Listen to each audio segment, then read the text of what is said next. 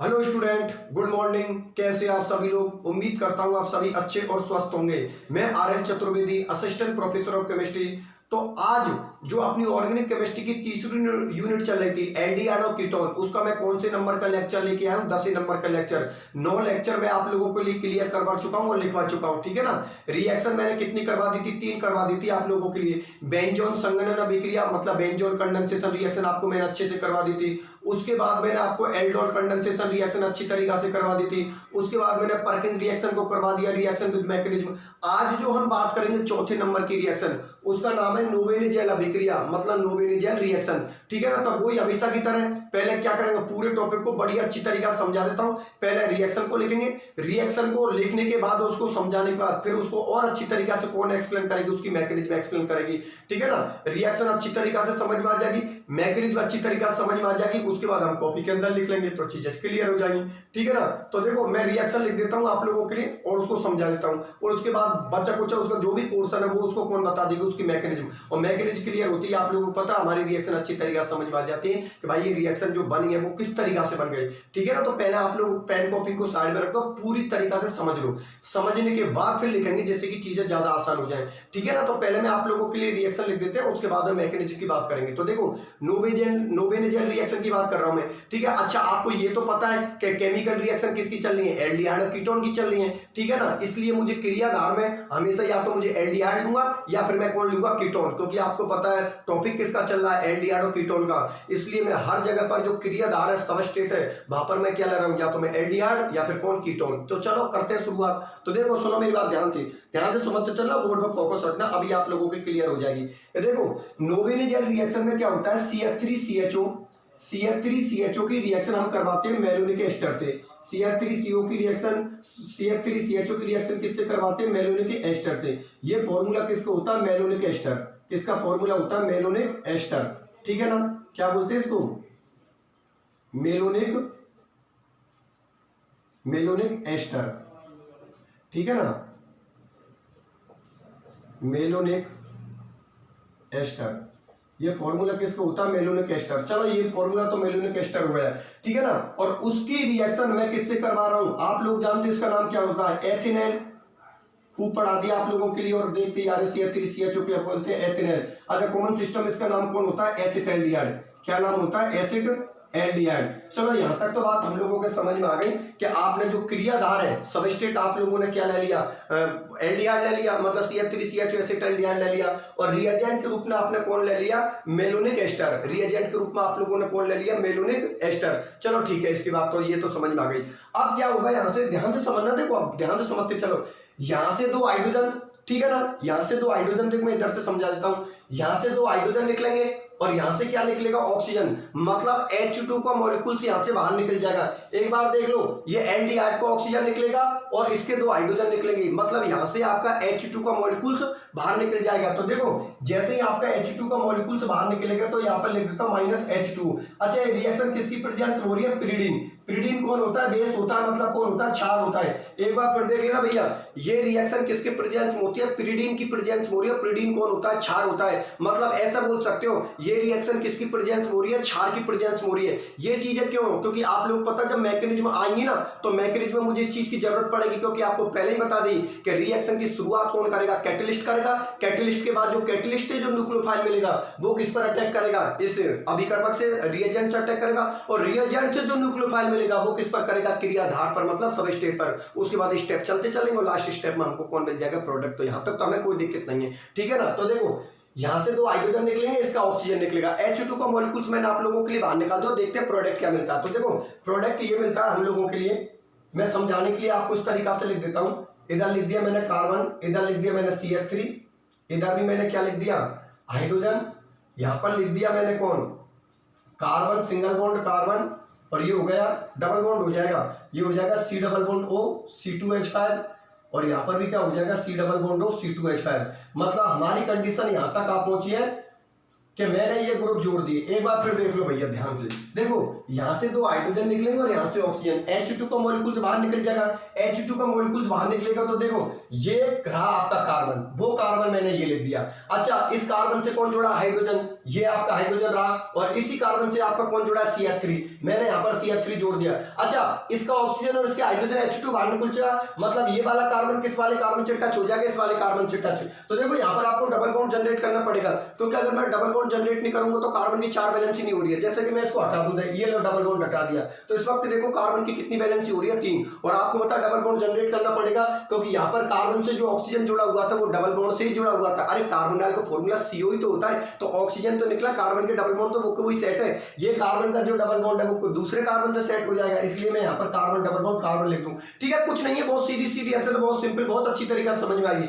उसके बाद में इसका क्या करवा दो आप, जल बटन, H3O+, मतलब इसका क्या करवा दिया आपने, हाइड्रोलाइसिस करवा दिया, जल बटन। अब देखो सुनो, H3O+ में जल बटन में मुझे कितने वाटर के मॉलिक्यूल्स की जरूरत है, 2। मुझे कितने वाटर के मॉलिक्यूल्स की जरूरत है, 2। तो देखो एक बात बताओ मुझे, देखो ध्यान से समझना, वाटर का मॉलिक्यूल्स किसमें टूटता है, H+ और OH- में। अब वाटर के मॉलिक्यूल्स मैंने यहाँ पर कितने लिए हैं, 2, क्योंकि मेरे पास एस्टर के मॉलिक्यूल्स या एस्टर के जो फंक्शनल ग्रुप वो भी कितने प्रेजेंट है, 2। तो देखो आप लोगों को पता है, यहाँ पर इसको तोड़ रहा हूं क्योंकि वाटर का मॉलिक्यूल्स मुझे ऐड करना है, तो इस पर तो माइनस चार्ज होगा, इस पर प्लस चार्ज होगा, इस पर माइनस और इस पर प्लस, क्योंकि हम जानते हैं कि देखो ये कौन है, ऑक्सीजन, तो कॉमन सी बात है, ऑक्सीजन पर कौन सा चार्ज आएगा, नेगेटिव, और इस पर कौन है, कार्बन है, तो कार्बन पर कौन सा चार्ज आएगा, पॉजिटिव। अच्छा ठीक है, ये तोड़ लिया, और वाटर को तो आपने तोड़ ही लिया, क्योंकि इस स्टेप में क्या कर रहा है, हाइड्रोलाइसिस, जल बटन। वाटर किसमें टूटता है, H+ और OH- में। तो सुनो, वाटर का जो H+ है ना, उसको तो इस माइनस के लिए जोड़ दो, और वाटर का जो OH- है ना, उसको C2H5 के लिए दे दो, क्योंकि C2H5 पे कौन सा चार्ज है, प्लस चार्ज है, और वाटर पे जो OH- है उस पर कौन सा चार्ज है, माइनस। तो देखो वाटर का H+ तो इससे जुड़ जाएगा, और वाटर का OH- इससे जुड़ जाएगा। और कितने मॉलिक्यूल्स लिए, 2, क्योंकि आपको पता है एस्टर का एक क्रियात्मक समूह तो ये रहा प्रेजेंट, और एक ये रहा, ठीक है ना, मतलब एस्टर के यहाँ पर 2 क्रियात्मक समूह प्रेजेंट है। तो देखो सुनो मेरी बात ध्यान से, मैं इसको इस तरीका से लिख देता हूं, C डबल बॉन्ड C, यहां पर लिख दिया मैंने CH3, और यहां पर लिख दिया CH3। एस्टर कितनी जगह प्रेजेंट है, 2। तो देखो यहां पर लिख दिया मैंने C OH, और यहां पर भी मैंने क्या लिख दिया, C OH, ठीक है ना। और यहां पर जो मॉलिक्यूल्स बाहर निकलेगा वो -2C2H5OH, मतलब कितने C2H5OH बाहर निकल गए, 2 आपके C2H5OH बाहर निकल गए। अगर आप यहां पर शो नहीं करना चाहते हो तो यहां पर कर देना, प्लस करके यहां पर शो कर देना, जैसे आपको अच्छा लगे वैसे कर देना, ठीक है ना। अब कुछ नहीं हो गया काम, बस एक स्टेप और है। इस स्टेप में आप क्या कर दोगे, इस वाले स्टेप को आप हीट कर दोगे, गर्म कर दोगे। गर्म करते ही यहां से CO2 बाहर निकल जाएगी। CO2 बाहर निकलने के बाद जो फाइनल प्रोडक्ट होगा वही आपका मेन प्रोडक्ट होगा। देखो कुछ नहीं है, अब मैं क्या कर देता हूं, इसको हीट कर देता हूं। हीट करते यहां से CO2 का मॉलिक्यूल्स बाहर निकल जाएगा। तो मुझे एक बात बताओ यार, ध्यान से समझना, ये CO2 का मॉलिक्यूल्स मैंने यहां से बाहर निकाल दिया, ये लो CO2 का मॉलिक्यूल्स बाहर निकाल दिया। तो ये हाइड्रोजन तो आपको पता है कार्बन से ही जुड़ा हुआ है, कार्बन से जुड़ा हुआ है, तो जो आपको फाइनल प्रोडक्ट है वो मिलेगा। देखो ध्यान से समझना, मैं इसको सिस्टमेटिक तरीका से लिख देता हूं जिससे समझ में आ जाए। CH3 CH double bond CH, और ये बन गया COOH, ठीक है ना।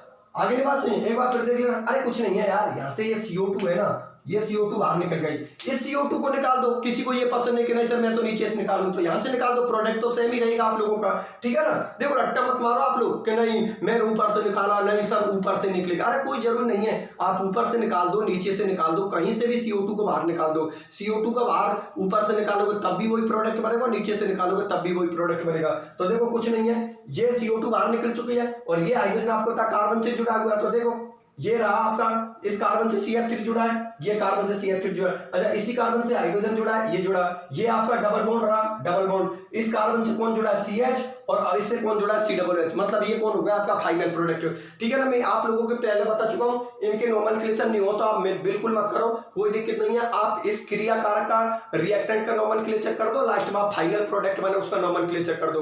तो कर दो, देखो 1 2 3 और 4, आपको एग्जाम में शो करने की कोई जरूरत नहीं है नंबरिंग। ये नंबरिंग क्यों शो कर रहा हूं मैं यहाँ पर, कि कुछ स्टूडेंट ऐसे हैं जिनको नहीं आती समझ में, तो मैं उनकी हेल्प के लिए कर रहा हूं कि भाई मैं यहाँ पर नोमेनक्लेचर क्यों कर रहा हूं, ठीक है ना। नंबरिंग आपको एग्जाम में शो करने की जरूरत नहीं है, ठीक है ना। ये नंबरिंग उन स्टूडेंटों के लिए कर रहा हूं जो नोमेनक्लेचर नहीं जानते। अच्छा मैंने आप लोगों के लिए ट्रिक बता रखी है कि जिस क्रियात्मक समूह में, जिस फंक्शनल ग्रुप में कार्बन प्रेजेंट होता है उसकी नंबरिंग खुद से करते हैं। COOH जो फंक्शनल ग्रुप है उसके पास कार्बन प्रेजेंट है, इसका मतलब इसकी नंबरिंग किससे करें, खुद से। अच्छा उसके पास कितने कार्बन हो रहे हैं, 4, 4 को आप क्या बोलते हो, ब्यूट, भाई 4 को ब्यूट बोलते हो ना, तो ब्यूट लिख दो। अच्छा 2 से कौन जुड़ी है, इन, और 1 से कौन जुड़ा है, ओइक एसिड, तो ये नाम हो गया आपका ब्यूट, ब्यूट उसके बाद टू इन ब्यूट टू इन, और ये हो गया आपका 1 ओइक एसिड।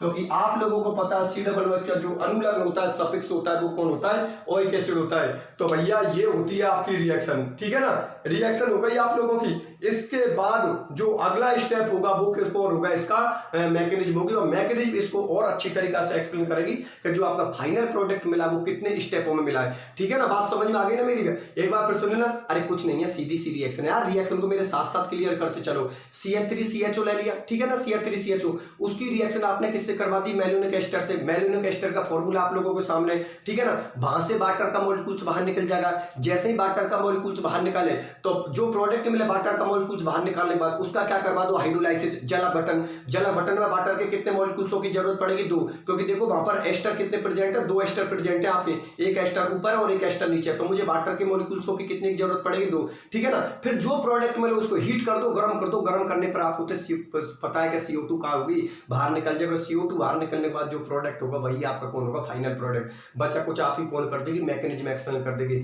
मेरी बात समझ में आई है नहीं आई? बस ये कॉन्सेप्ट और कुछ भी नहीं है, सीधा सिंपल सा है। अभी ये एक बार ये यहाँ पर समझ ली, अभी मैकेनिज्म बता दूंगा और उसके बाद लिख पा दूंगा यार। ऐसे क्लियर होती जा रही है बहुत बड़ी तरीका से। मैं फिर बोल रहा हूँ भैया, जिन स्टूडेंटों ने नोट्स बनाना चालू नहीं किया वो नोट्स बनाना चालू कर दो और सिस्टमेटिक पढ़ाई तो चालू कर दो। देखो हम मानते हैं कि भाई देखो परिस्थिति अनुकूल नहीं है, क्योंकि आप लोगों को पता है दिनों दिन कोरोना बढ़ता ही जा रहा है, ठीक है ना। इसलिए सिस्टम का पता नहीं कब जाकर स्टार्ट होगा, तो सिस्टम का कब जाकर स्टार्ट होगा उससे आपका कोई मतलब है। आपके सिस्टमेटिक तरीका से आपके लेक्चर आ रहे हैं, बढ़िया तरीका से आप अपनी पढ़ाई को जारी रखो, ठीक है ना। उससे क्या मतलब है कि अक्टूबर में खुलेगा, नवंबर में खुलेगा, दिसंबर में खुलेगा, उन चीजों से आपका कोई मतलब नहीं है। आपको तो बिल्कुल अपनी पढ़ाई करनी है। मैथ, फिजिक्स, केमिस्ट्री, बॉटनी या जूलॉजी, जिन जिन सब्जेक्टों से बिल्कुल सिस्टमेटिक तरीका से पढ़ाई चालू करो, क्योंकि अपने पास टाइम कम है, टाइम निकलता ही जा रहा है, चीजें तो लास्ट में आपको सारी चीजें कवर करनी है, तो पहले से उन चीजों को कवर करके रखो। ऑर्गेनिक केमिस्ट्री को तो यार लास्ट में देखो इन टिप्सों पर करवा दूंगा। आप खुद मेरे सामने फेस टू फेस बोलोगे कि सर आपने ये केमिस्ट्री पढ़ाई है, ऑर्गेनिक, इनऑर्गेनिक और फिजिकल, और देखो सर हम ये बिल्कुल आपके फेस टू फेस पूरी केमिस्ट्री को बोल के बता दें। वो बहुत ईजी है, क्योंकि कॉमन सी बात है, चीजें समझ में आएंगी तो बोलने में क्या प्रॉब्लम है। इसलिए मैं बोल रहा हूं कि आप पढ़ाई चालू करो, जिन स्टूडेंटों ने पढ़ाई चालू नहीं की है, ठीक है ना।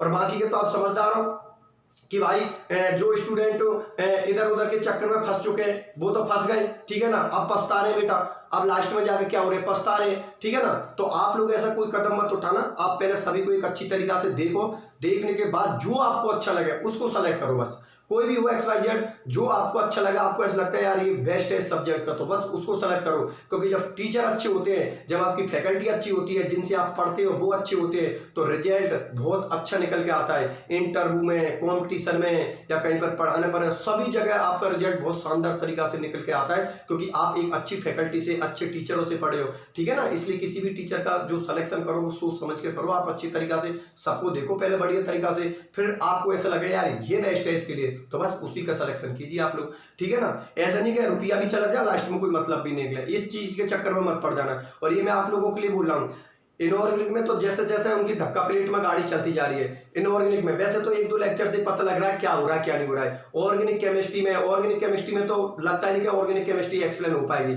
ठीक है ना। इसलिए मैं बोल रहा हूँ कि सोच समझ के करना, कहीं ऐसा नहीं कि लास्ट में फिर आप लोग फिर घूम फिरा के यहीं पर आ जाओ कि सर हम तो गलत जगह पर फंस गए और अब आप ही करवाओ उस सिलेबस को दोबारा से, ठीक है ना। इसलिए ऐसे चक्कर में मत पड़ना, क्योंकि घुमा फिरा कर आपको फिर यहीं पर आना है, ठीक है ना। इसलिए जो भी जिस लेक्चरर का सिलेक्शन करो उसका आप सोच समझ के करो, ठीक है ना। अच्छी फैकल्टी होगी तो कॉमन सी बात है अच्छे रिजल्ट निकल कर सामने आएंगे, अच्छे टीचरों से पढ़ोगे तो अच्छे रिजल्ट निकलेंगे, ठीक है ना। चलो ये आप लोगों को समझ में आ गई? अरे कुछ नहीं है, मैं सीधा इधर हो जाता हूँ यार, कुछ नहीं है, एक बार फिर बता देता हूँ। अरे कुछ CH3CHO की रिएक्शन मेलोनिक एस्टर से करवाता हूँ तो वहां से वाटर का मॉलिक्यूल्स बाहर निकल जाता है, फिर जो प्रोडक्ट मिलता है उसका क्या करवा देता हूँ? हाइड्रोलाइसिस, जला बटन। जला बटन के बाद जो प्रोडक्ट मिलता है उसको हीट करता हूँ, CO2 बाहर हो, वही आपका फाइनल प्रोडक्ट होगा। यार इतना ज्यादा फालतू दिमाग लगाने की कोई जरूरत नहीं, चीजें इजीली हो रही है, बहुत अच्छी तरीका से हो रही है, तो टेंशन की क्या बात है, ठीक है ना। अब हम शुरुआत करते हैं मैकेनिज्म में। देखो भैया सुनो मेरी बात, अब मैं इसको देख लेता हूँ, आप लोग अब मैकेनिज्म की शुरुआत करते हैं हम लोग, तो चलो मैकेनिज्म बता देता हूँ आप लोगों के लिए मैं। तो एक काम करते हैं यार, एक काम करते हैं कि पहले मैं मैकेनिज्म बता देता हूँ, मैकेनिज्म बताने के बाद लिखवाना चालू करूंगा, जिससे कि फिर एक बार चीजें क्लियर हो जाएंगी, उसके बाद लिखवाना ज्यादा आसान रहेगा और आपके समझ में भी आ जाएगी, ठीक है ना। इसलिए मैं लिखवाना चालू कर देता हूँ, अब पूरी को मिटा रहा हूँ, ठीक है। मैकेनिज्म में मुझे ज्यादा जगह की जरूरत पड़ेगी, चलो ठीक है। पढ़ते रहो आराम से और नोट्स बनाते रहो, उसके बाद में आप चीजों को देखो, ठीक है ना। टेंशन मत करो, जैसे यूनिट खत्म हो जाएगी पूरी प्रॉब्लम निकलवा दूंगा। लास्ट में तो आप ये बोलोगे सर ये प्रॉब्लम को तो हम बहुत अच्छी तरीका से निकाल रहे हैं। अरे भैया इसलिए निकाल रहे हो क्योंकि चीजें आप लोगों के समझ में आ रही हैं, ठीक है ना। इसलिए आप टेंशन मत करो, जितनी भी प्रॉब्लम है मैं उनको अच्छी तरीका से निकलवा दूंगा, आपको टेंशन लेने की कोई जरूरत नहीं है। चलो ठीक है, मैं मैकेनिज्म को बता देता हूँ, क्रिया विधि को बता देता हूँ। तो देखो अब स्टेप होता है क्रिया विधि। क्रिया विधि मतलब कौन, मैकेनिज्म। मैकेनिज्म, अच्छा ये तो आपको लिए बताई थी कि रिएक्शन किसकी प्रेजेंस में हुई है, पिरिडीन मतलब क्षार की प्रेजेंस में हुई है। और आपको पता क्षार क्या देते हैं, OH माइनस देते हैं, ठीक है ना। तो OH माइनस मैंने आपको पहले बता दिया कि इलेक्ट्रोफाइल पर कौन सा चार्ज होता है, पॉजिटिव, और न्यूक्लियोफाइल पर कौन सा चार्ज होता है, नेगेटिव। तो OH माइनस के पास तो पहले से नेगेटिव चार्ज है, OH माइनस मतलब वो तो न्यूक्लियोफाइल है।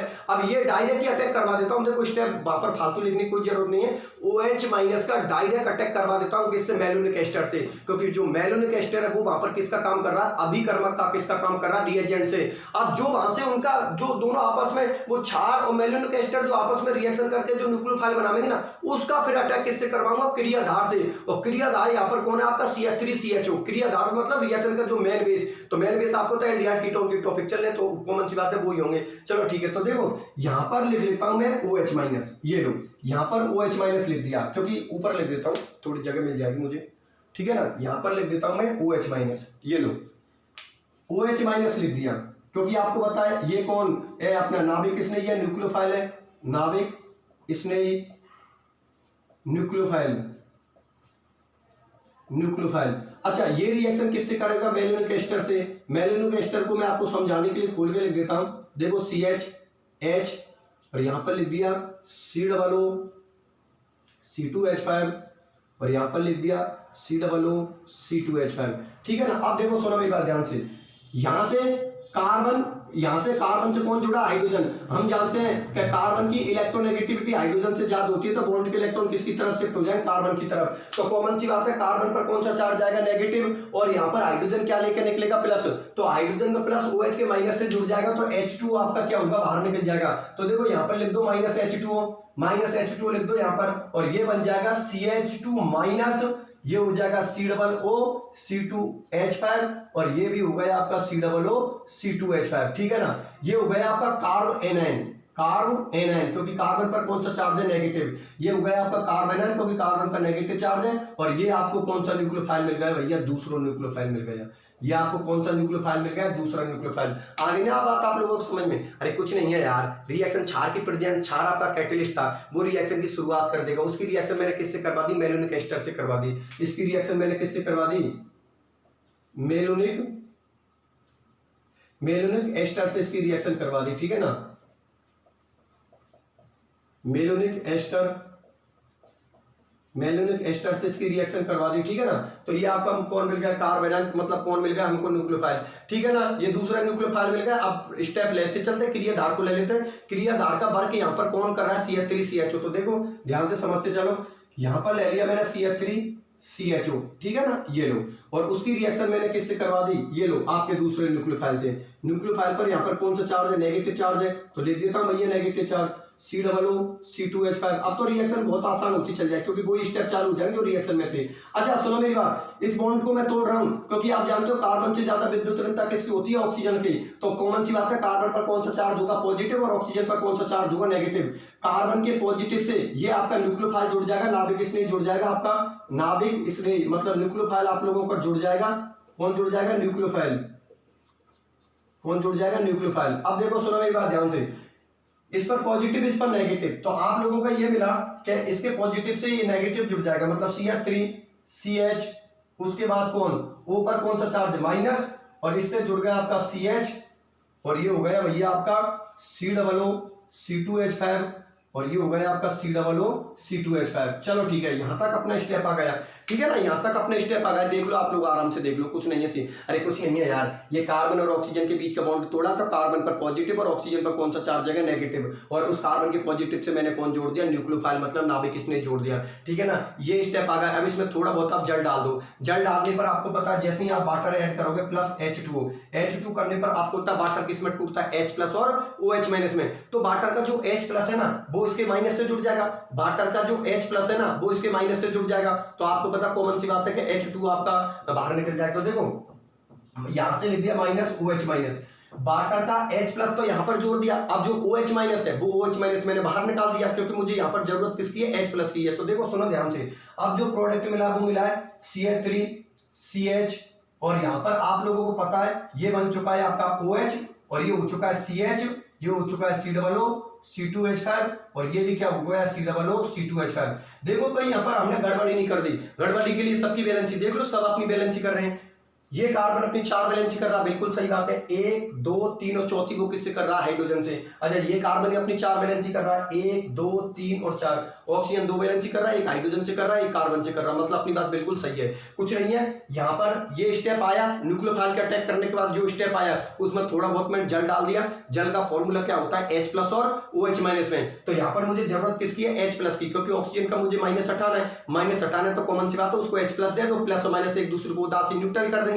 तो यहाँ पर वो किस में कन्वर्ट हो गया, OH में हो गया, और जो OH माइनस था वो आपका बाहर निकल गया क्योंकि जरूरत मुझे किसकी है, H प्लस की है। चलो ठीक है, अब देखो सुनो मेरी बात, यहाँ से फिर वाटर का मॉलिक्यूल्स बाहर निकलेगा, तो वाटर का मॉलिक्यूल्स बाहर निकलेगा तो मैं आपको शो करने के लिए, इस हाइड्रोजन को समझाने के लिए, देखो इस हाइड्रोजन को आपको समझाने के लिए मैं इस तरीका से लिख रहा हूँ जिससे कि आपको समझ में आ जाए। ये लो, ये वाटर का मॉलिक्यूल्स बाहर निकल जाएगा। अब आपको पता है जैसे यहाँ से वाटर का मॉलिक्यूल्स बाहर निकलेगा तो यहाँ पर क्या जनरेट हो जाएगा, डबल बॉन्ड जनरेट हो जाएगा, ठीक है ना। डबल बॉन्ड आपका जैसे ही जनरेट होगा, ठीक है ना, यहाँ पर लिख देता माइनस H2O, और आपको पता है इनके बीच में क्या जनरेट हो जाएगा, डबल बॉन्ड। तो CH3CH, यहाँ पर होगा डबल बॉन्ड CO C2H5, ठीक है ना, ये हो गया CO C2H5, ठीक है ना। ये बात आप लोगों को समझ में आ गई। अब सुनो मेरी बात, अब तो वही स्टेप क्या आपको दिखाई दे रहा है ना, हाँ दिखाई दे रहा है। अब देखो सुनो मेरी बात, अब आप लोग क्या करोगे, इसका क्या करवा दो, इसका करवा दो आप हाइड्रोलाइसिस, मतलब क्या करवा दो, जल अपघटन। हाइड्रोलाइसिस मतलब क्या, जल अपघटन। जल अपघटन का तो आपको पता ही है, फिर तो वो स्टेप रिएक्शन वाले चालू हो जाएंगे। इस पर कौन सा माइनस, इस पर कौन सा प्लस, इस पर माइनस और इस पर कौन सा चार्ज प्लस। अच्छा हाइड्रोलाइसिस में जल अपघटन में वाटर के कितने मॉलिक्यूल्स की जरूरत है, 2। वाटर का मॉलिक्यूल्स किसमें टूटता है, H प्लस और OH माइनस में। तो देखो आपको पता है H प्लस तो यहाँ पर जुड़ जाएगा माइनस से, और आपको पता है इस प्लस से कौन जुड़ जाएगा, OH माइनस जुड़ जाएगा, मतलब वही -2C2H5OH आपका बाहर, एथेनॉल आपका बाहर निकल जाएगा, और जो प्रोडक्ट मिलेगा उसको हम क्या कर देंगे, हीट, उसके बाद CO2 बाहर, और वो आपका कौन हो जाएगा, फाइनल प्रोडक्ट हो जाएगा। तो देखो आपका यहाँ पर मैंने हाइड्रोलाइसिस करवाया तो ये मिला आपका CH3CH डबल बॉन्ड, ये हो गया COOH, ठीक है ना। यहाँ पर भी क्या लिख दिया, COOH, और यहाँ पर लिख देना -2C2H5OH, ठीक है ना, -2C2H5OH।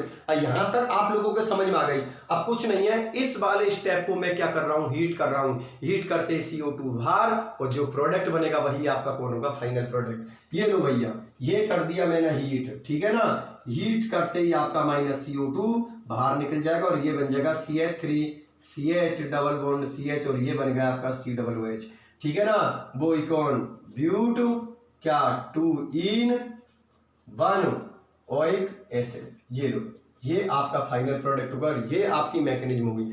आराम से देख लो भैया, पूरी मैकेनिज्म को आप आराम से देख लो। तो एक काम करो, आप लोग ध्यान से समझो कि पूरी मैकेनिज्म का, देखो सुनो मेरी बात, क्योंकि आपको पता है आप YouTube पे क्लास देख रहे हो तो आप पुरानी क्लास को देख सकते हो। पुरानी क्लास का मतलब जैसे अभी मैंने रिएक्शन ली है तो आप रिएक्शन को देख लो, और ये मैंने पूरी मैकेनिज्म एक्सप्लेन कर दी। अब एक काम करता हूं, एक बार इसको और समझा देता हूं। जैसे मैं इसको समझा दूंगा उसके बाद मैं रिएक्शन की थ्योरी लिखवा दूंगा।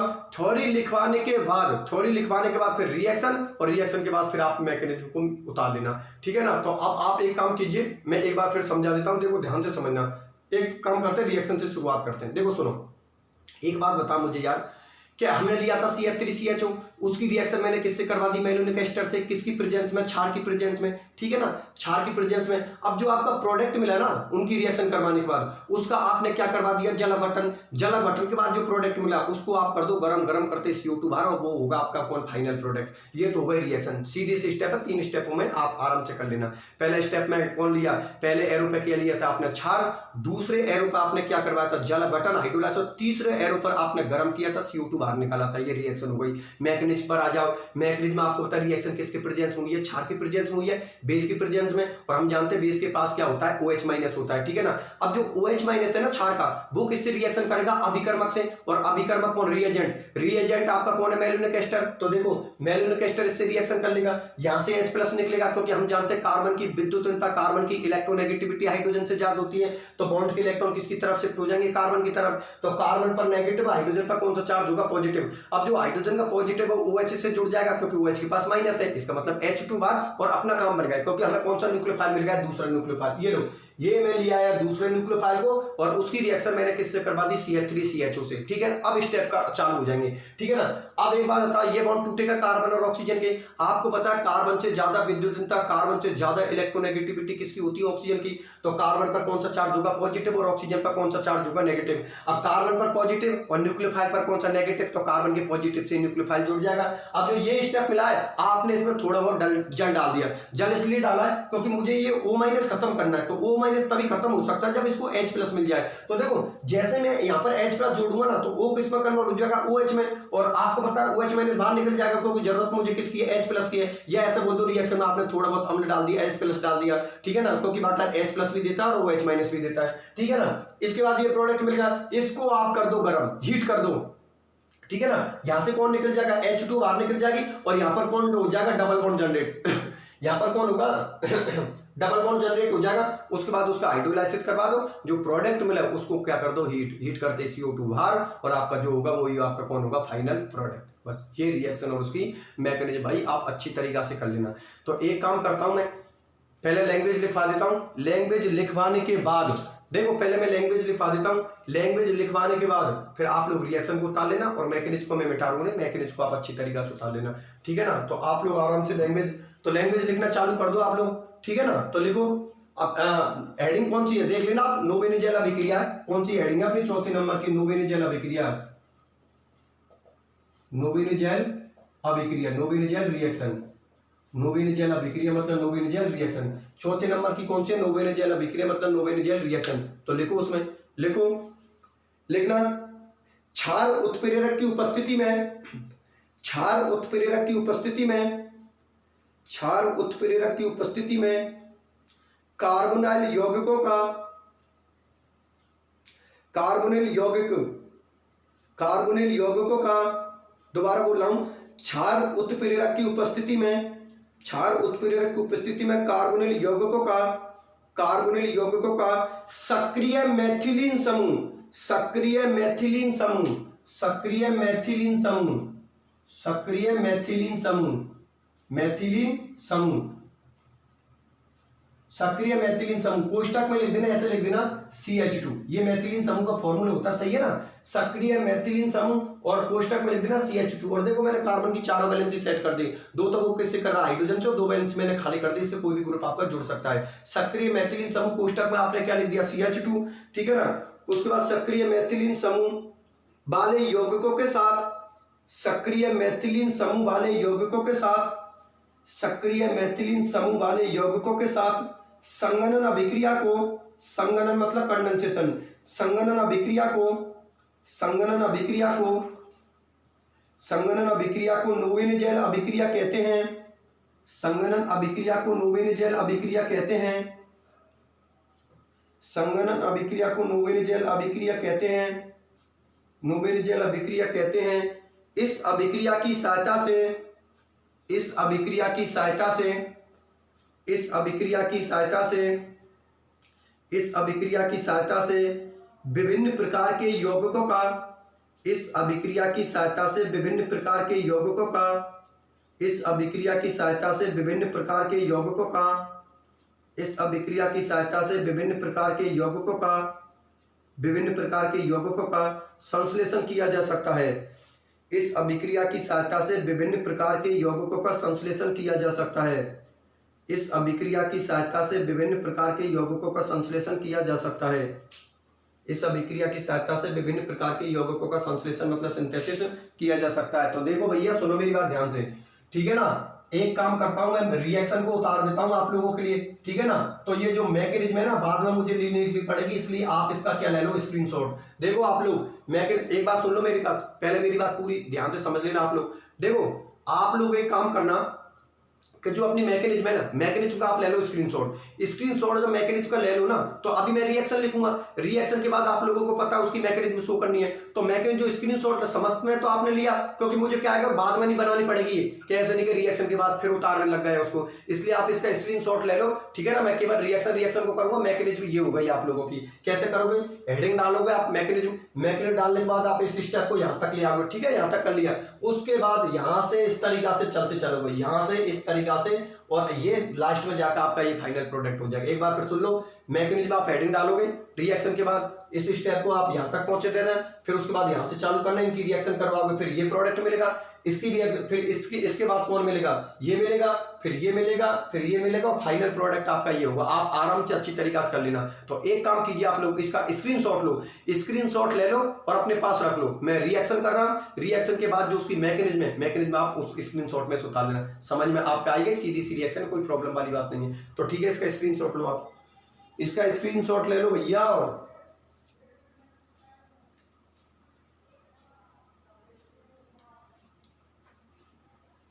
इसका स्क्रीनशॉट लो।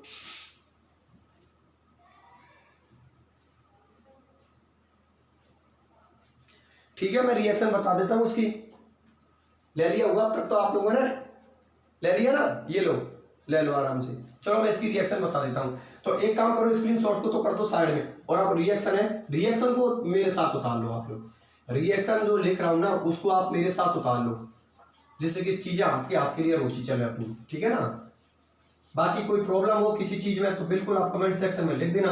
वैसे तो मैं आपको कोई चांस ही नहीं देता कि आपको कोई प्रॉब्लम क्रिएट हो, पहले से सारी चीजों को एक्सप्लेन कर देता हूं, जिससे कि आप बाद में ना पूछ सको, ठीक है ना। बाकी का फिर भी अगर किसी स्टूडेंट को कोई प्रॉब्लम होती है किसी चीज में, तो बिल्कुल आप लोग मेरे से पूछ सकते हो, कोई प्रॉब्लम वाली बात नहीं है, ठीक है ना। तो रिएक्शन लिख रहा हूं मैं आप लोगों के लिए, ये लो भैया, CH3CHO, इसकी रिएक्शन करवा रहा हूं मैं मैलोनिक एस्टर से, CH2 C00C2H5, यहां पर भी लिख दिया C00C2H5, ठीक है ना। ये हो गया मेलोनिक, ये कौन हो गया, मेलोनिक एस्टर, ये कौन हो गया आपका, मेलोनिक एस्टर, ठीक है ना। मेलोनिक एस्टर आपने लिख दी ना। उसके बाद ये कौन हो गया, एथेनॉल, और एक नाम क्या होता है खूब जानते हो, एसिटाल्डिहाइड, एक नाम क्या होगा, एसिटाल्डिहाइड। अच्छा आप लोगों को पता है रिएक्शन किसके प्रेजेंस में हो रही है, पिरिडीन की प्रेजेंस में हो रही है, पिरिडीन, पिरिडीन, यहां से H2 बाहर निकल जाएगा, यहां पर इंग्लिश में लिख लेना मेलोनिक एस्टर, ठीक है ना, ये लिख दिया। H2 बाहर निकलने के बाद जो आपका प्रोडक्ट मिलेगा वो मिलेगा CH3C, ये इस तरीका से लिख दो, ये लिख दिया मैंने इधर CH3, इधर लिख दिया मैंने कौन, हाइड्रोजन, यहां पर कर दिया मैंने डबल बॉन्ड जनरेट, इधर लिख दिया मैंने C00C2H5, C2H5, और इधर भी लिख दिया मैंने C00C2H5, ठीक है ना।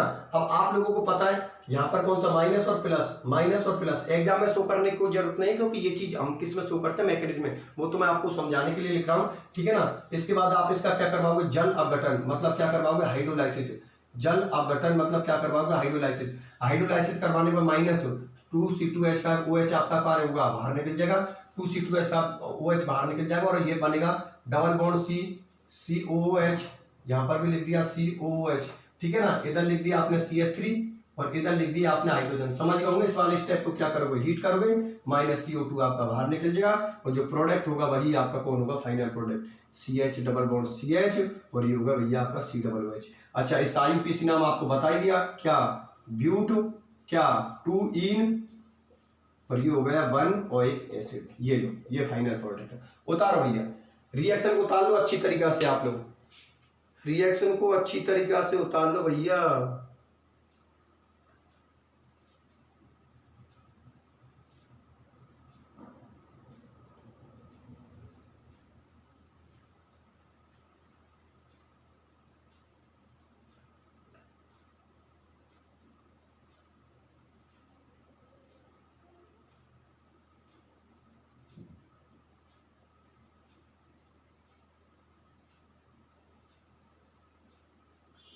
उतार ली ना आप लोगों ने, अरे ये उतार ली ना, तो बस कुछ नहीं है, लैंग्वेज मैंने लिखवा दी, रिएक्शन उतार ली, रिएक्शन के बाद जो अभी आपने स्क्रीनशॉट लिया था वहां से पूरी मैकेनिज्म को आप अच्छी तरीके से उतार देना। आगे नहीं मेरी बात समझे, बस ये चीज और कुछ नहीं है। एक बार फिर बता देता हूं पूरी रिएक्शन को, कुछ नहीं है, बहुत सीधा सिंपल सा प्रोसेस है। आप लोगों ने CH3CHO लिया, उसकी रिएक्शन किससे करवा दी, मेलोनिक एस्टर से करवा दी, किसकी प्रेजेंस में, क्षार की प्रेजेंस में। क्षार यहां पर मैंने कौन लिया, pyridine लिया है, कॉमन सी बात है, वहां से H2 बाहर निकल जाएगा। अब जो आपका प्रोडक्ट मिला उसका आपने क्या करवा दिया, जलावटन। जलावटन के बाद जो प्रोडक्ट मिला उसको आप कर दो गरम, गरम करते वहां से CO2 आपकी बाहर निकल जाएगी। जैसे ही आपकी CO2 बाहर निकल जाएगी वही आपका कौन होगा, फाइनल प्रोडक्ट। उसके बाद आपकी मैकेनिज्म होती है। मैकेनिज्म में मैंने कुछ नहीं किया, सीधे सिंपल से स्टेप लिए हैं। आपको पता है मुझे कितने न्यूक्लियोफाइलों की जरूरत होती है, 2 न्यूक्लियोफाइल। तो एक तो मुझे क्षार ने दे दिया क्योंकि OH- मेरे पास क्षार है, ठीक है ना। तो OH- मेरे पास कौन है, क्षार। क्षार के पास से मुझे न्यूक्लियोफाइल मिल गया। अब जो क्षार है ना, कैटलिस्ट है, वहां पर कैटलिस्ट रिएक्शन की शुरुआत कर देगा, OH- शुरुआत कर देगा। और इसकी रिएक्शन मैंने किससे करवा दी, मेलोनिक एस्टर से, क्योंकि मेलोनिक एस्टर वो वहां पर किसकी तरह काम कर रहा है, अभिकर्मक की तरह काम कर रहा है, मतलब किसकी तरह काम कर रहा है, रिएजेंट की तरफ से। तो वहां से H+ निकलेगा और OH के पास कौन सा चार्ज होगा, -चार्ज। वहां से H2 बाहर निकल जाएगा आपका, और जो आपको कौन सा न्यूक्लियोफाइल मिल जाएगा, दूसरा न्यूक्लियोफाइल। वो दूसरा न्यूक्लियोफाइल किस पे जाकर अटैक करेगा, CH3CHO पे। CH3CHO पे अटैक करने के बाद आपको तो ऑक्सीजन पे कौन सा चार्ज आएगा, -चार्ज। अब ऑक्सीजन के माइनस को खत्म करने के लिए मैं उसमें क्या डाल देता हूं, वाटर डाल देता हूं। वाटर डालने के बाद आपको पता उस O की जगह क्या हो जाएगा, OH। और ठीक है ना, वाटर डाल दो, OH- बाहर निकल जाएगा, ठीक है ना। वाटर डालने के बाद आप लोगों को पता है फिर अगले स्टेप में H2 बाहर निकल जाएगा, तो वहां पर क्या हो जाएगा, डबल बॉन्ड जनरेट। और डबल बॉन्ड जनरेट होने के बाद आप क्या करवा दोगे, हाइड्रोलाइसिस। और हाइड्रोलाइसिस के बाद आप क्या कर दोगे, हीट कर दोगे, CO2 आपकी बाहर निकल जाएगी। ये होती है रिएक्शन और उसकी मैकेनिज्म। अच्छी तरीका से कर लेना भैया। किसी भी स्टूडेंट को अगर प्रॉब्लम हो तो बिल्कुल कमेंट सेक्शन में लिख देना कि सर मुझे इस चीज में प्रॉब्लम आई, ठीक है ना। कोई प्रॉब्लम वाली बात नहीं है, ठीक है ना। तो जितने भी स्टूडेंट हैं वो सिस्टमेटिक तरीका से पढ़ाई चालू कर दो। और आप जितने भी अपने फ्रेंड हैं उनके बीच में भी आपको लिंक्स को, जितने भी फ्रेंड हैं उनके बीच में आप लिंक को शेयर कर दिया करो, जिससे कि वो भी स्टूडेंट पढ़ सकें। जिन स्टूडेंट नोट्स बनाना चालू नहीं किया वो नोट्स बनाना चालू करो, जिन्होंने पढ़ाई चालू नहीं किया वो पढ़ाई चालू कीजिए, ठीक है ना। और आप किसी भी चीज की बिल्कुल भी टेंशन मत करो, क्योंकि मैं आपसे फिर बोल रहा हूँ, यूनिट जब आपकी बिल्कुल कंप्लीट हो जाए कि मैं मेरी तरफ से, हाँ कि भाई मैं मेरी तरफ से यूनिट करवा चुका हूँ, उसके बाद उसकी प्रॉब्लम देखना यार। आप इतनी इजी तरीका से सॉल्व करोगे, सर ये तो बहुत मजा आ रहा है इन चीजों को सॉल्व करने में, ठीक है ना। तो उन सारी चीजों की आप बिल्कुल भी टेंशन मत करो, आप तो बस चीजों को अच्छी तरीके से कवर करते चलो। जैसे मैंने रिएक्शन और मैकेनिज्म पढ़ाई यार, मैंने कितनी रिएक्शन करवाई है, 4 रिएक्शन करवाई है। 4 रिएक्शन आपके बिल्कुल टिप्सों पर होनी चाहिए। पहली कौन सी थी, बेंजोन संगणन अभिक्रिया, बेंजोन कंडेंसेशन। दूसरी कौन सी थी, एल्डोल संगणन अभिक्रिया, एल्डोल कंडेंसेशन, जिसके 5 केस लिए थे हम लोगों ने। कल का जो लेक्चर था 9वें नंबर का, उसमें मैंने कौन सी ली थी, पर्किंग रिएक्शन, पर्किंग रिएक्शन करवाई थी, ठीक है ना। और आज के में मैंने कौन सी करवाई है, नोबेल जेल रिएक्शन। इस तरीके से जितनी भी उसकी रिएक्शन है वो कंप्लीट होती जाएंगी, ठीक है ना। लास्ट में उसकी प्रॉब्लम करवा देंगे, ठीक है। इसलिए आपको टेंशन लेने की कोई जरूरत नहीं है, आप बड़ी अच्छी तरीके से अपनी पढ़ाई कीजिए। एक बार फिर बोल देता हूं, जिन स्टूडेंटों ने चैनल को सब्सक्राइब नहीं किया भैया, चैनल को आप लोग सब्सक्राइब कर देना, जैसे कि जैसे मैं वीडियो डालूं तो आपको ये पता लग जाएगा हाँ सर ने वीडियो डाल दिया, ठीक है ना। बाकी का आप समझदार हो, वीडियो को तो लाइक कर ही देती हो आप लोग, ठीक है ना। वीडियो को लाइक कर देते हो तो, और जो स्टूडेंट लाइक नहीं करते वो वीडियो को लाइक कर दिया करो, ठीक है। मिलते हैं अगले लेक्चर में, कौन सी रिएक्शन लेकर है, 5वें नंबर की रिएक्शन लेकर अगले वीडियो के अंदर, अगले लेक्चर के अंदर हम मिलते हैं, ठीक है। अपना ख्याल रखना।